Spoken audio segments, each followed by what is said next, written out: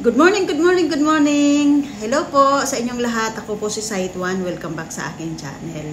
Naalala ko lang yung si Bal, yung nandoon kay Daddy Frankie. Siya naman ay well. At malaki na yung asenso niya. Anyway guys, magandang umaga po sa inyong lahat. Ako po si Saitwan at bumabati sa inyo ng magandang umaga. Kumusta na ho kayo? Sana ay nasa mabuti tayong lahat para everybody's happy. So anyway guys, ang ating pagkukwentuhan ngayon ay actually natutuwa ako sa mga napapanood kong mga videos katulad nitong kay Daddy Frankie, katulad nung lahat na mga vlogger ba na magaganda yung kanilang mga content. Tsaka yung mga friend ko na mga, syempre, mahirap kasing mag-isip ng content eh. Lalong-lalo na kung hindi ka charity vlogger. Napakahirap mag-isip ng content. Kaya alam nyo ba ang aking napapansin ngayon sa mga content. Karamihan napapanood ko sila sa Facebook. Yung karamihan ngayon na may mga asawang mga ibang lahi ba.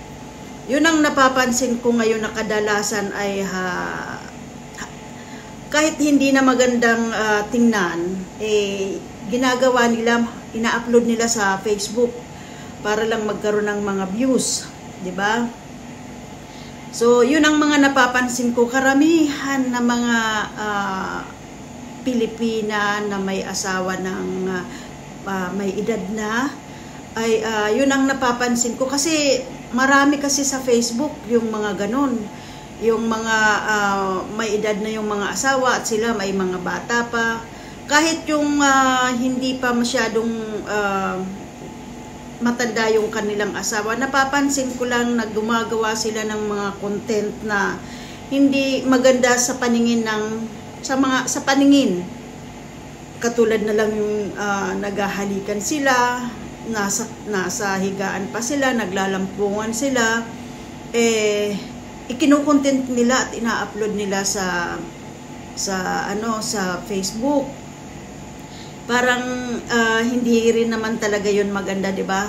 Sa mga tao na medyo may pagka-conservative ay hindi yun maganda sa paningin nila. So pwede naman yun i-private kahit ano pang gawin nila. Siguro nga dahil sa mahirap talagang mag-isip ng content or wala silang ibang mai-content ay kaya yun ang kanilang ginagawa. May nagtanong sa akin, sabi niya, Ate G, kasi yung palayaw ko ay Gigi. So sabi niya sa akin, Ate G, sabi niya, ano sa tingin mo yung mas magandang i-content? Yung namumulot ng basura or yung mayroon kang kalampungan na gurang na? Yun ang pagkakasabi niya sa akin. Sabi ko naman, ang pipiliin ko, di bali na akong mamulot ng basura at i-content ko kaysa naman doon sa nakikipaglampungan ako sa 70 years old na nakikipag lips to lip ako tapos i-upload ko sa social media. Kahit na nga hindi matanda yung inyong kalaplapan, masagwa pa rin tingnan. Oo, masagwa pa rin tingnan. Pero alam nyo, ang napapansin ko sa karamihan sa kanila, halos nga lahat sila kasi sa bawat meron akong napapanood na mga ganun, tuwan-tuwa sila ng dami nilang bashers. Tuwan-tuwa sila na marami silang bashers kasi doon daw sila kumikita. Ayun. Kaya wala silang pakialam kung gaano kadami ang kanilang bashers. Wala silang pakialam kasi doon sila kumikita ng pera. Ayun. Alam mo, ako, minsan kailangan natin yung prinsipyo sa buhay. Magkaroon tayo ng kahihiyan. Kasi alam mo kung bakit, yung mga Pilipino na hindi gumagawa ng mga ganyang nadadamay. Kasi meron akong nababasa sa mga comment din sa TikTok na ang mga Pilipino daw, mga Pinay, mga chipipay daw. Siyempre, sa TikTok kasi alam nyo guys, palagi akong, siyempre minsan hindi ko matiis, sumasagot kasi ako minsan. Patula din ako minsan. Sumagot ako, madalas talaga akong sumagot sa mga ganon. Kaya palagi akong nagkakaroon ng violation ba yun? Violation sa TikTok. Minsan nga, nabigyan ako ng warning ni TikTok Oo. Sa TikTok, medyo, hindi ko rin maintindihan sa TikTok Kasi minsan kahit maganda yung comment mo sa, halimbawa, mayroon nagla-live, magko-comment ka na, uy, ang ganda mo naman, taga saan ka sa Pilipinas. Bibigyan ni TikTok ng violation. Hindi ko maintindihan talaga ang TikTok. Kasi kahit maganda yung sabihin mo, violation. Kahit pagpangit naman, warning ang ibibigay sa iyo. So ako, nabigyan ako ng warning dahil sa mga ganitong mga yun nga, na chipipay daw ang mga Pilipina. Ang mga daw, mga pinapatulan daw ng mga ibang lahi, mga gurang daw, matatanda daw, ayan daw, ganon. Mga patay gutom daw, biruin mo yan. Pati yung mga Pilipina na hindi ganon, nadadamay dahil doon sa mga ginagawa nila na mga ganon. Kaya yung sabi ko naman doon sa nagtanong sa akin, mas gugustuhin ko pa yung mag-content akong namumulot ako ng basura kaysa nakikipaglaplapan ako sa 70 years old or 60 years old na afam. Tsaka hindi, yung pakiramdam mo na lang ba? Yung pakiramdam mo na lang ba? Pwede naman silang mag-content ng kasama mo yung asawa mo, kumbaga mas matanda sa'yo at ikaw ay bata, pero wag yung ganon, nung mga personal na bagay na pwede mong hindi naman ilabas, inilalabas mo yung sus Mariosep. Oo talaga, oo, madami guys, madami. May mga conservative kasing mga tao na yung bang, ako hindi ko kayang gawin yun, yung makipaglaplapan ako na ganon yung matanda, oo. Pwede mo i-private yan, yung mga ganyang bagay, pero yung makipaghalikan ka sa mga ganyan, para lang magkaroon ka ng views, ay parang napakahirap gawin yon. Oo. Kasi ngayon, siguro, kaya nila yon ginagawa kasi siyempre kapag ang tao ay mga na 60, 70 o kaya Amerikano yung iyong asawa, may pension yan. Siguro ang pension ng mga ganyan ay umaabot ng almost 100,000 pesos. Kasi katulad ko, halimbawa ako, magiging pensionada ako, sana umabot ako ng ganun edad. Ang magiging pension ko ay kapag nasa Pilipinas, halimbawa, kung nasa peso ay higit ng 100,000. So, ganun ang mga pension, siguro ng mga AFAM, na mga may edad na mga pensionado, ganun. Kaya sa Pilipinas sila tumitira kasi malaki yung pera na, 'di ba? Almost 100,000, hindi birong kitain 'yon. So, parang ganun din dito sa Sweden kapag naging pensionada ako, lalo ay nagtatrabaho ako, ganun, medyo maganda yung magiging pensyon. So, kung ako ganun na may pensyon akong, halimbawa, ako yung Pilipina at yung AFAM na kinakasama ko ay may pensyon na ganun kalaki na, hindi ko nagagawin yung mag-content ako. Magiging vlogger ako, magiging ako, creator. Pero hindi ko ipapahiya yung sarili ko sa social media para lang kumita ng pera. Ako ay, opinion ko lang yun. Kung ako yung nasa katayuan nila. Hindi ko talaga magagawa yon. Kasi, kahit alimbawa may anak ka, tapos yung anak mo makikita yun, halimbawa, meron nga akong nakikita dyan, may isang anak na lalaki, tapos ganun yung ginagawa mo, ginagawa mo, makikita ng anak mo Tapos pwedeng bulihin yung anak mo o yung nanay mo, gano'n, nakikipag-laplapan sa social media. Ayun, ang tanda-tanda na nung ka-lips-to-lip niya, gano'n, karing-karing-karingking pa. Gano'n, di ba?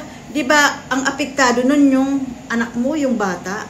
Kung para sa akin guys, alimbawa, lalo na kung meron akong anak, gano'n, iingatan ko yung mga gano'n bagay. Kasi kapag binuli yung anak mo, masakit sa'yo yun. Hindi mo masisisi kapag nabuli yung anak mo, hindi mo masisisi kasi kagagawan mo kagagawan ng nanay. Ayun, kagagawan ng nanay. Kaya nabuli yung anak mo na ganun. Ang dami-dami talaga. Minsan hindi ko rin talaga minsan, kasi ako, nag-iingat din akong, yung palagi na lang akong nawawarningan. Kasi, siyempre, mahirap gumawa ng account sa TikTok. Palagi nga akong sinasabihan ng TikTok na mag-live daw ako, wala naman akong panahon mag-live. Ang daming kumikita sa TikTok. Pero dahil nga kahit dito sa YouTube hindi ako nagkakaroon ng panahon na mag-live kasi nga may trabaho ako. Ang pahinga ko lang ay Sabado at saka Linggo, Monday to Friday nagtatrabaho tayo, maaga tayong gumigising. At pag uwi natin, syempre pagod na. So, wala na akong time para mag-live. At kapag naman Sabado, Linggo, ang inaasikaso ko naman, kundi yung maglinis ng bahay, maglaba, lahat-lahat na, magluto ng kasi mahirap kapag yung wala kang halimbawa kasama sa bahay na mauutusan mo, wala. Ako wala, pagdating ko sa bahay, nagluluto pa ako, pag Sabado, Linggo, yun, nagwawalis, naglalaba, lahat-lahat na yung gawain ng isang magulang na obligasyon na para manatiling malinis ang ating kapaligiran. Doon ko ibinubuhos, nag-general cleaning ako every weekend. Sa bawat na wala akong pasok, yun. Kasi ayaw ko yung maduming bahay, ayaw ko yung maraming sabit-sabit na mga damit, ayaw ko yung ganon. Kasi sa pakiramdam ko, kamalasan yung darating sa akin, kaya ayaw ko nung mga sabit-sabit at tapos yung mga kalat-kalat na mga papel, ayaw ko yung mga ganyan. Gusto ko, kahit maraming papel, gusto ko mga nakasalansan yun. Kasi pakiramdam ko kapag wasak-wasak, parang mawawasak din ang buhay ko, parang ganun. Yung mindset ko ba, ganun ang mindset ko guys. Kayo ba, anong mindset niyo sa mga ganyan?